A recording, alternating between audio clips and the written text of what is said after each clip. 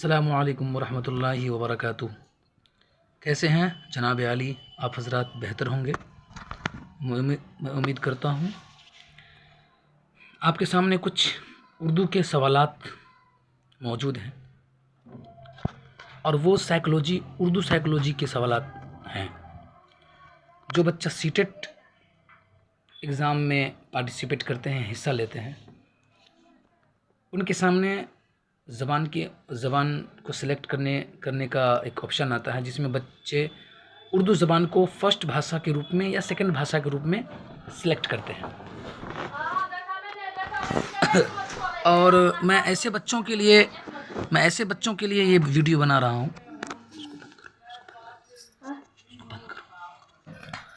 ऐसे बच्चों के लिए वीडियो बना रहा हूँ जो सीटेट एग्ज़ाम में उर्दू को सिलेक्ट करते हैं और फर्स्ट भाषा या सेकंड भाषा के रूप में उनका चयन करते हैं, उनका इंतखाब करते हैं।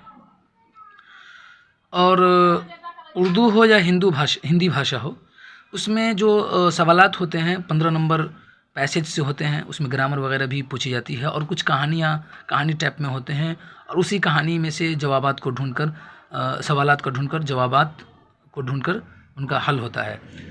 तो ये बिल्कुल कुछ सहल और आसान होता है। उनके अलावा जो 15 नंबर साइकोलॉजी के होते हैं, बहुत ही पेडागोजी के होते हैं, वो बहुत ही मुश्किल होते हैं, कठिनाई से भरपूर होते हैं। तो मैं जहाँ तक हो सका है, मैं ऐसे बच्चों के लिए मैं वीडियो बना रहा हूँ। और जो बच्चे सीटेट में उर्दू भाषा फर्स्ट रखते हों या सेकेंड, उन्हें कुछ फ़ायदा हासिल हो सके। तो चलिए, मैं कुछ सवालात के जवाबात हैं और कुछ सवालात आपके सामने मौजूद हैं, उनको हम डिस्कस करेंगे। उनके ऊपर कुछ हिंदी का भी अल्फाज, मैं उर्दू को हिंदी ट्रांसलेट भी करता चलूँगा ताकि जो बच्चे उर्दू से तालीम याफ्ता हैं उन्हें कुछ हिंदी भी पकड़ हो सके। ऐसे बच्चों के लिए मैंने वीडियो ज़्यादातर बनाया है ख़ास तौर पे।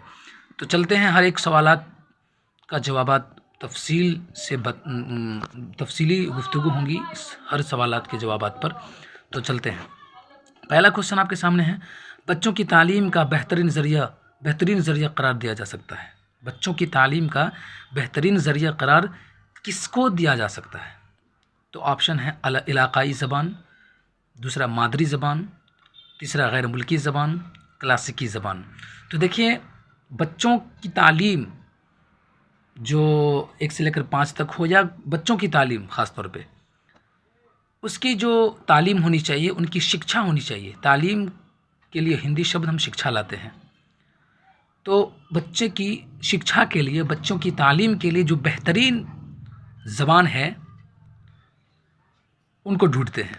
पहला हम नीचे से लेते हैं, ऑप्शन डी से लेते हैं, क्लासिकी ज़बान। क्लासिकी ज़बान ऐसी ज़बान को कहते हैं जो पुराने ज़माने में बहुत ही कदीम ज़बान को, जिसमें बहुत सारे अल्फाज का मिलावट होते हैं, ऐसे ज़बान। तो ऐसे ज़बान मुश्किल होता है ऐसे बच्चों के लिए तालीम में। गैर मुल्की ज़बान ऐसे ज़बान को कहते हैं जो हमारे आउट ऑफ कंट्री हो, मुल्क से बाहर की ज़बान हो, जैसे इंग्लिश हो गया, जर्मन हो गया, फ्रेंच हो गया, या बहुत सारे ऐसे अरबिक हो गए। तो ऐसी ज़बान में बच्चों की जो तालीम देंगे, छोटे बच्चों की तालीम देंगे, तो उन्हें तो सबसे पहले गैर मुल्की ज़बान को सीखने में ही वक्त लग जाएगा। तो वो अपनी बातों को खुल करके लोगों के सामने बात को नहीं रख सकता दूसरी गैर मुल्की ज़बान में, क्योंकि उनको ज़बान सीखना पड़ेगा पहले, है ना। फिर हम चलते हैं ऑप्शन डी में। डी में है मादरी ज़बान। तो बिल्कुल, मादरी ज़बान ऐसी ज़बान को कहते हैं जो बच्चे अपने माँ के पेट से ज़बान को ले आते हैं और घर के माहौल में, अपने समाजी माहौल में खुद से हासिल करते हैं ज़बान को, उसे मादरी ज़बान कहते हैं। और बच्चे मादरी ज़बान को सीखते नहीं हैं, खुद से उन्हें हासिल हो जाता है। और मादरी ज़बान में बच्चे अपने तख़य्युलात को, अपने फ़िक्र को, अपनी सोच को, अपने ज्ञान को, अपनी बातों को बआसानी दूसरों के पास और दूसरों के सामने रख सकता है। इसलिए सरकार ने कहा कि मादरी ज़बान एक बच्चों की तालीम का ज़रिया और बेहतरीन ज़रिया मादरी ज़बान है, ताकि वो अपनी भाषा में, मादरी ज़बान हर बच्चों का, हर व्यक्ति का अलग अलग होता है। जैसे कि उर्दू हम लोगों की मादरी ज़बान होती है, हिंदी गैर लोगों की मादरी ज़बान होती है। तो मादरी ज़बान में ही बच्चों की तालीम का बेहतरीन ज़रिया करार दिया जा सकता है ताकि अपनी बातों को बआसानी दूसरों तक पहुंचा सके। ये है इलाक़ाई ज़बान।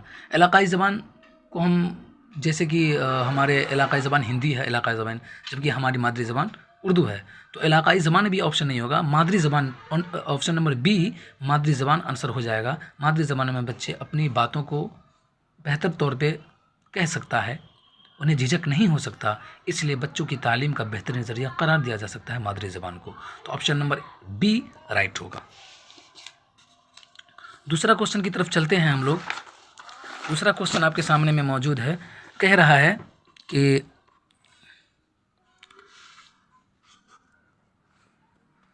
यहाँ पे मौजूद है ज़बान सीखने में कौन सा अंसुर फ़ाल किरदार अदा करता है।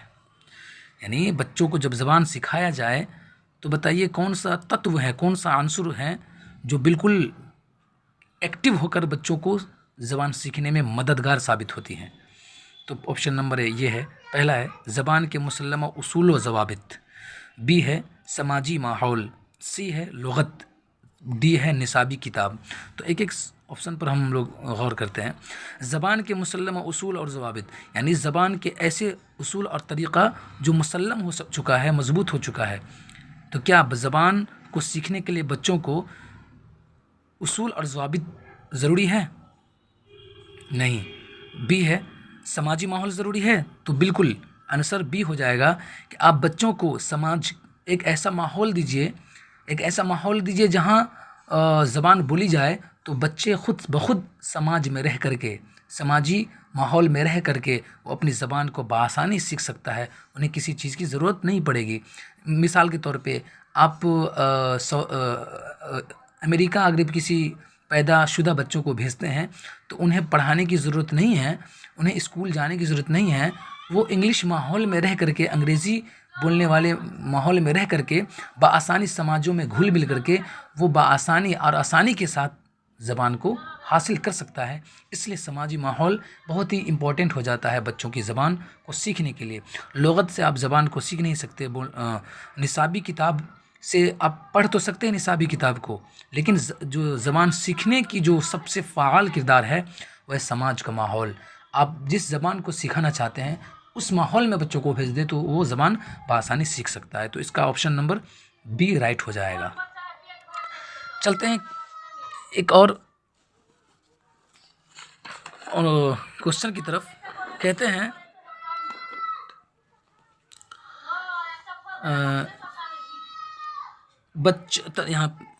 यहाँ पे एक और ऑप्शन क्वेश्चन की ओर चलते हैं हम कि तलबा की सलाहियत का अंदाज़ा किस तरह किया जाए। तलबा की सलाहियत का अंदाज़ा किस तरह किया जाए, मतलब ये हुआ कि जो शिक्षार्थी हैं, जो